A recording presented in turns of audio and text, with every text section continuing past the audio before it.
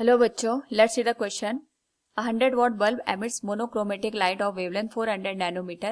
Calculate the number of photons emitted per second by the bulb. Now to answer this question, first we will discuss here the key concept, and here the key concept will be energy of a photon. तो जब हम यहाँ पे photon की energy की बात करते हैं, it is given as hc divided by lambda. h is Planck constant, c is speed of light and lambda is wavelength. Now according to the question हमारे पास जो wavelength दे रखी है it is 400 nanometre, that will be 10⁻⁹ metre के बराबर.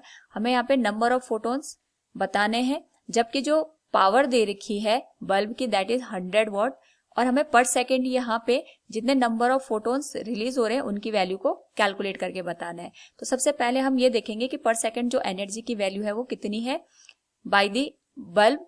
तो ये हो जाएगी हमारे पास पावर इनटू टाइम के बराबर. पावर 100 वॉट के बराबर है, time 1 second, that will B 100 joule. तो 100 जूल को क्रिएट करने के लिए कितने नंबर ऑफ फोटोन लगेंगे, जबकि एक फोटोन की जो एनर्जी है वो hc डिवाइडेड बाय लैम्डा के बराबर है. So we can write it will be n into hc divided by lambda equals 100.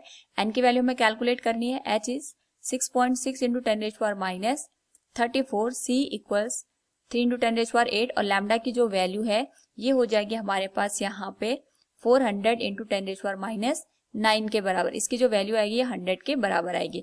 Now यहाँ से अगर हम इस होल वैल्यू को सॉल्व करें तो वी कैन से जो n की वैल्यू होगी दैट विल बी 4 इंटू 10⁻⁵. इसको हमने क्रॉस मल्टीप्लाई कर दिया यहाँ पे, and it will B divided by 19.8 into 10⁻26. Now इसको सॉल्व करने पे जो वैल्यू बनेगी दैट विल बी 0.2020 इंटू 10⁻21, जिसको हम लिख सकते हैं 2.02 इंटू 10⁻20.